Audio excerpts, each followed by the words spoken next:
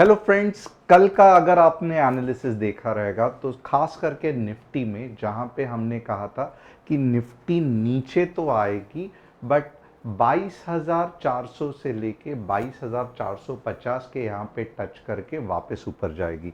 तो ये रहा हमारा आवरली चार्ट। अब यहाँ पे आप देखोगे तो 22,450 यानी कि 22,450 टच करके निफ्टी ऊपर तो गई है। बट क्या हम इसमें पैसा बना सकते हैं तो आप खुद देखना, क्योंकि आवरली में इतना ज़्यादा कंसोलिडेशन है, इतना ज़्यादा रेंज है, तो यहाँ पे पैसा बनाना मुश्किल है। क्या मंडे को मार्केट में पैसा बन सकता है? डेफिनेटली बन सकता है, बट इसको लिए आपको मैं जो आने वाला मीन्स ये आगे जाके मैं जो आपको निफ्टी बैंक निफ्टी का एनालिसिस बताने वाला हूँ उस पर ध्यान देना है। अगर आप नए हैं तो चैनल को सब्सक्राइब, बेल बटन को हिट करना है। और अगर आप जानना चाहते हैं कि हमने आज दिन भर में कौन से एनालिसिस किए, तो सबसे बढ़िया जो एनालिसिस था इतने कंसोलिडेटिंग मार्केट में भी 47,800 के सीई में लगभग 80 पॉइंट्स, 47,800 का ही सी यहाँ पे अगर आप देखोगे तो मैं कहूँगा 450 था और स्टॉप लॉस हिट भले हो गया यहाँ पे। बट जिस तरीके से सप्लाई डिमांड जोन बन रहा था, यानी कि एक सपोर्ट बन रहा था, डेफिनेटली हमने कहा था कि ये जो बैंक निफ्टी है वो ऊपर जाएगी। निफ्टी में हालांकि मॉर्निंग में इतना कुछ कर नहीं पाए। Hero zero trade in Nifty of course 3 की एंट्री थी, डबल हो गया लगभग, बट स्टिल मुझे मालूम है कि ये कैच करना थोड़ा सा आपको दिक्कत आया रहेगा। बट ओवरऑल अगर आप देखोगे तो इट वाज अबव एवरेज, यानी कि अच्छा दिन था। फंटास्टिक दिन इसको मैं नहीं कहूँगा। आप पूछोगे ये एनालिसिस हमें कहाँ मिलेगा, तो डिस्क्रिप्शन में जो व्हाट्सएप कम्युनिटी की लिंक है उसे क्लिक करके आप ये एनालिसिस हमसे पा सकते हो या जान सकते हो। अपार्ट फ्रॉम दैट आज देखेंगे कौन से दो स्टॉक्स का मैं एनालिसिस करने वाला हूं, एस्ट्रल पाइप्स और पेट्रोनेट और अशोक लेलैंड। ये 3 स्टॉक्स के एनालिसिस करने वाला हूं। आपके भी कोई स्टॉक्स का अगर आप स्पेशली मेरे से एनालिसिस करना चाहते हो तो आप कमेंट सेक्शन में डाल सकते हो। अपार्ट फ्रॉम दैट आप देखोगे Tata motors to hike price by up to 2% on commercial vehicles. तो टाटा मोटर्स में एक के बाद एक कुछ ऐसी न्यूज़ आ रही है जिससे स्टॉक्स बढ़ने के अच्छे खासे चांस है। HCL tech ties up with ServiceNow for general AI solutions, ये भी एक अच्छी न्यूज़ है। HCL वैसे भी पूरे आईटी में सबसे बुलिश है।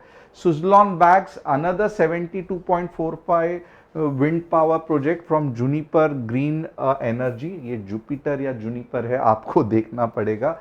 बट ओवरऑल सुजलॉन का भी स्टॉक अच्छा खासा भले मूव हुआ है, बट जिस तरीके से ये प्रोजेक्ट मिलते जा रहे हैं और मोमेंटम के चांसेस है।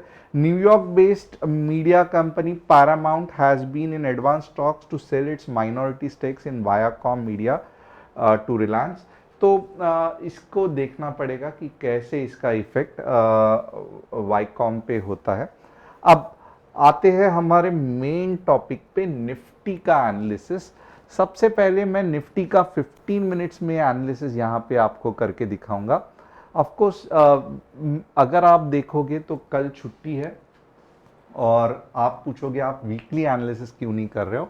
वीकली एनालिसिस अगर आप देखोगे तो डेफिनेटली यहाँ पे पता चल रहा है कि मार्केट में बुलिशनेस है और मार्केट और ऊपर जाने वाला है। तो मैं यहाँ पे वीकली एनालिसिस पे ज़्यादा फिलहाल के लिए ध्यान नहीं देने वाला हूँ, क्योंकि ओवरऑल आप देखोगे तो अच्छा खासा बुलिश मोमेंटम अभी भी वीकली चार्ट्स पे दिख रहा है। हर जो सेल ऑफ है उसमें बाइंग हो रही है और मार्केट ऊपर लेके जा रहा है, निफ्टी बैंक निफ्टी। तो यहाँ पे वीकली डेफिनेटली बुलिशनेस है। अब इम्पॉर्टेंट क्या है कि ये बुलिशनेस तो दिख रहा है बट इससे पैसा कमाना इतना आसान नहीं है, क्योंकि मॉर्निंग में ही जो गैप अप होता है उसके बाद में कंसोलिडेशन और इतना बुरी तरीके से साइडवेज चला जाता है मार्केट, और पैसा कमाना मुश्किल हो रहा है। पोर्टफोलियो ओवरऑल बढ़ते जाएगा बट इंट्राडे में पैसा कमाना खास करके ऑप्शंस में ऐसे कंडीशंस में दिक्कत हो रहा है। बट नेवरदलेस हम लोग 15 मिनट्स में एनालिसिस करेंगे। अब यहाँ पे अगर आप मुझे कहोगे तो निफ्टी मंडे को कैसे रिएक्ट कर सकती है, तो यहाँ पे मैं आपको थोड़ा सा गाइड करूंगा। निफ्टी को वापस नीचे आना है, राइट। अब ये कहाँ तक जा सकता है, तो ये 22,400 के आसपास जा सकता है। और ये रियली बहुत ज़्यादा बोरिंग होने वाला है, क्योंकि आप देखोगे ना, there are multiple supports here. 22,440 पे सपोर्ट है, उसके बाद में भी जाना है, तो ये मर मर के कुछ ऐसे जाने वाला है। तो सीरियसली मंडे को भी अगर आप देखोगे तो भले एक तो स्ट्रेट अवे गैप अप होके ऊपर जाने के चांसेस बहुत कम है। वापस एक बार कहता हूं, स्ट्रेट अवे गैप अप होके ऊपर जाने के चांसेस बहुत कम है, अनटिल एंड अनलेस कुछ बड़ा न्यूज आता है, जैसे कि जीडीपी 10% बढ़ने वाली है, या सडनली फेड बोल रहा है कि मैं रेट आधे टक्के से कम करूंगा। फिर जो सिनारियो है वो कुछ ऐसा हो सकता है और आप 22,600 और 700 टारगेट 1 टारगेट 2 एक्सपेक्ट कर सकते हो। कौन कौन से लेवल के बाद, जब 15 मिनट्स में 22,520 के ऊपर कुछ इस तरीके से ग्रीन कैंडल बनती है। इसके प्रोबेबिलिटी कितनी है, तो इसकी प्रोबेबिलिटी मैं दूंगा 15%। अब नेक्स्ट प्रोबेबिलिटी कौन सी है जिसके बहुत ज़्यादा चांसेस है, एक तो आइदर बहुत ज़्यादा सेल आउट हो गया, तो स्ट्रेट अवे निफ्टी जो है वो 22,460 के आसपास कुछ ऐसे ओपन होके फिर ये नीचे जाके नीचे जाके नीचे जाके यहाँ पे कुछ 22,400 के पास टाइम पास करके फिर ऊपर जाने की कोशिश करेगी। तो ये एक सिनारियो है। या फिर थोड़ा सा निफ्टी ललचा सकती है, कैसे, तो 22,500 के आसपास जाके वापस एक स्पाइक क्रिएट करके ये आपका पहला टारगेट होगा 22,441, थोड़ा सा वापस ऊपर, और सेकेंड टारगेट 22,400। ये दोनों सिचुएशन होने के चांसेस लगभग मैं 80-85% कहूंगा। तो मंडे को क्या हो सकता है, तो कुछ इस तरीके से हो सकता है, थोड़ा सा ऊपर जाएगा, 22,441 पहला टारगेट, 22,400 सेकेंड टारगेट। अब डेफिनेटली इसके बाद में जो बाइंग प्रेशर आएगा वो बहुत बेहतरीन रहेगा। तो हमें देखना है कि क्या हम ये वाली रैली और ये वाली रैली सही तरीके से कैच कर सकते हैं, या फिर हम ये वाले कंसोलिडेशन में अच्छा खासा स्टॉप लॉस हिट करवा के लेंगे। कैसे पता चलेगा, जब आप हमारे साथ व्हाट्सएप कम्युनिटी ज्वाइन करोगे। अपार्ट फ्रॉम दैट, चलो बैंक निफ्टी का एनालिसिस करते हैं। बैंक निफ्टी में भी अगर आप देखोगे ना, वीकली चार्ट बैंक निफ्टी का, बैंक निफ्टी बुलिश ही है, यानी कि जैसे निफ्टी बुलिश है, ऊपर ही जाने वाली है, सिर्फ थोड़ा कंसोलिडेशन हो रहा है, बैंक निफ्टी भी बुलिश ही है वीकली में, कुछ ज़्यादा सोचने की ज़रूरत नहीं है। और ये अच्छा खासा ऊपर जाने वाला है, ये भी आप देख लो, ऐसे ऐसे ऐसे कम से कम 48,800 के आसपास जाने ही वाला है बैंक निफ्टी, एक हफ्ते के बाद या 2 हफ्ते के बाद या 3 हफ्ते के बाद, बट ये होने वाला है। बट इसके पहले जो इम्पोर्टेंट चीज़ है वो क्या है, थोड़ा सा देखते हैं कि 15 मिनट्स में बैंक निफ्टी को कैसे ट्रेड करें। तो जैसे निफ्टी में वीकनेस है, वैसे आप देखोगे बैंक निफ्टी में भी वीकनेस है। इसका मतलब क्या है, तो अभी मैं जो 80% चांस है मार्केट के बैंक निफ्टी के साथ होने के, ये बताता हूं।